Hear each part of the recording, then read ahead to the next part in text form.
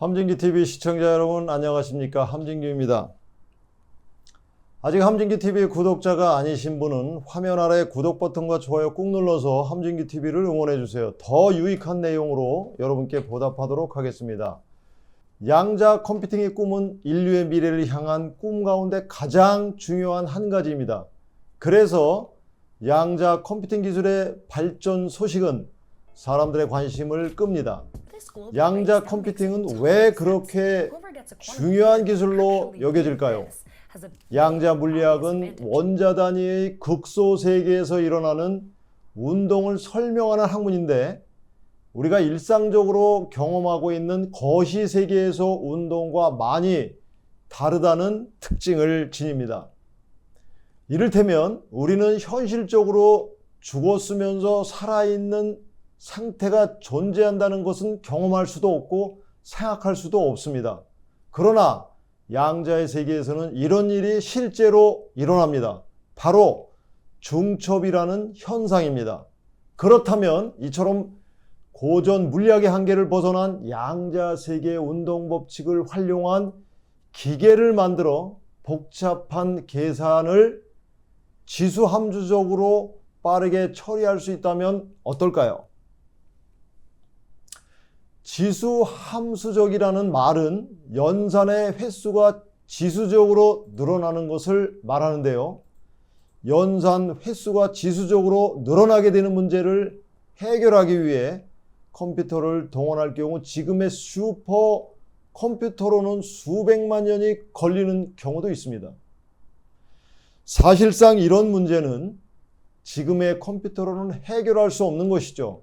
대표적인 것이 우리가 수학 시간에 배운 소인수 분해인데 주어진 수를 더 이상 나눠지지 않는 수인 소수의 곱으로 나타나는 것인데 두세 자리 수를 소인수 분해하는 것은 학교에서 배운 대로 하면 그리 어렵지 않게 풀 수 있습니다. 그러나 큰 수를 소인수 분해하는 것은 정말 어려워서 컴퓨터로 계산해도 쉽게 풀리지 않고 오랜 시간이 걸립니다. 소수라는 것이 불규칙하게 띄엄띄엄 있어서 수가 커질수록 그걸 찾아내는 것이 극도로 어려워지기 때문입니다. 소인수 분해를 하는 것이 어렵다는 점을 이용해서 만들어진 것이 우리가 온라인에서 다양하게 사용하고 있는 암호키입니다. 양자 컴퓨터의 가장 큰 장점은 바로 이런 유형의 복잡한 문제를 아주 쉽게 풀어낼 수 있다는 것입니다.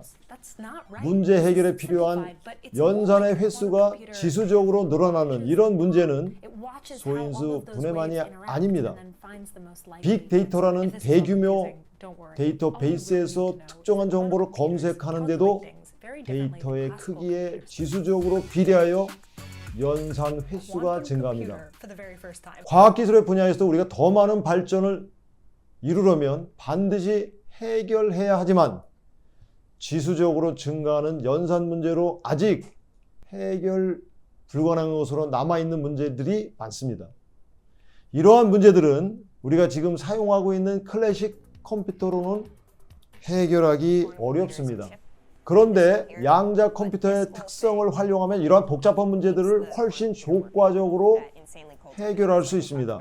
덕분에 양자 컴퓨터는 클래식 컴퓨터를 훨씬 능가하는 처리 속도를 약속하며 현재의 기술로서는 수백만 년이 걸릴 과학적 돌파구를 가능하게 할 수 있다는 희망을 낳고 있는 것이죠. 무한한 가능성을 지니고 있는 양자 컴퓨터. 그래서 기술 선진국들은 앞을 다투어서 양자 컴퓨터 개발에 나서며 레이스를 펼치고 있는데요. 이제는 그 엄청난 컴퓨팅 파워와 암호해 등 능력 등으로 인해 단순 기술 경쟁이 아니라 국가 안보 차원의 경쟁이 돼가고 있습니다.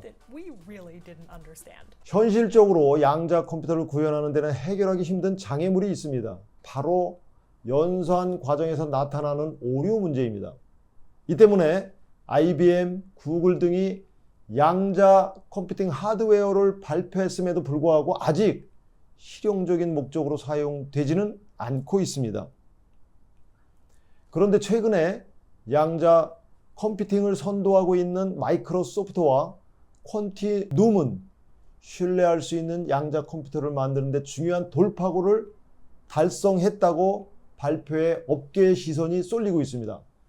과연 어떤 진전이 이루어졌을까요?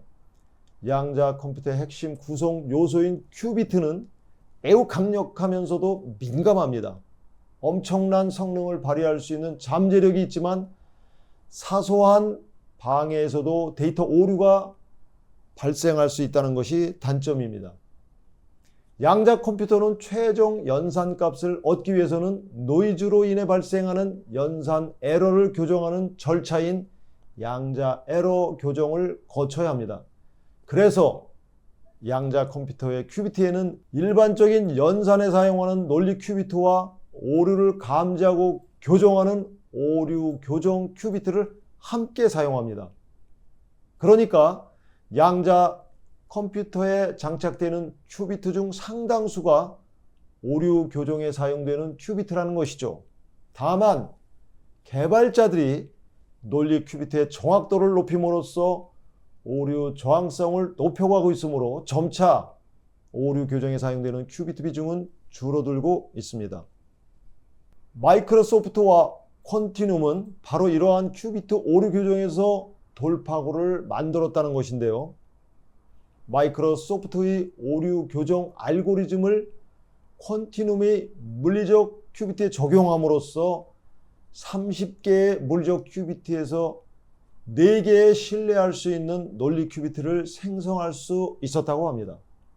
마이크로소프트에 따르면 이는 전체 물리적 큐비트에서 신뢰할 수 있는 논리 큐비트의 비율을 획기적으로 높였다는 것입니다.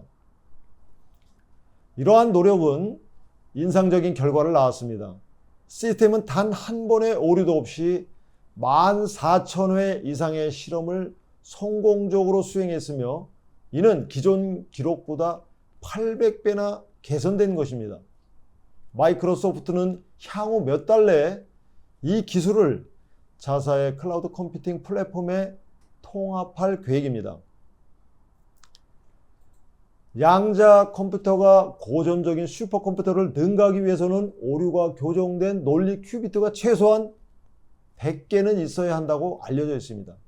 그러나 아직까지는 이 두 회사가 그 이정표에 도달하는 시기를 구체적으로 제시하고 있지는 않지만 이번에 이뤄낸 돌파구 덕분에 그 목표에 도달하는 시간을 최소한 2년은 단축할 수 있을 것이라고 합니다.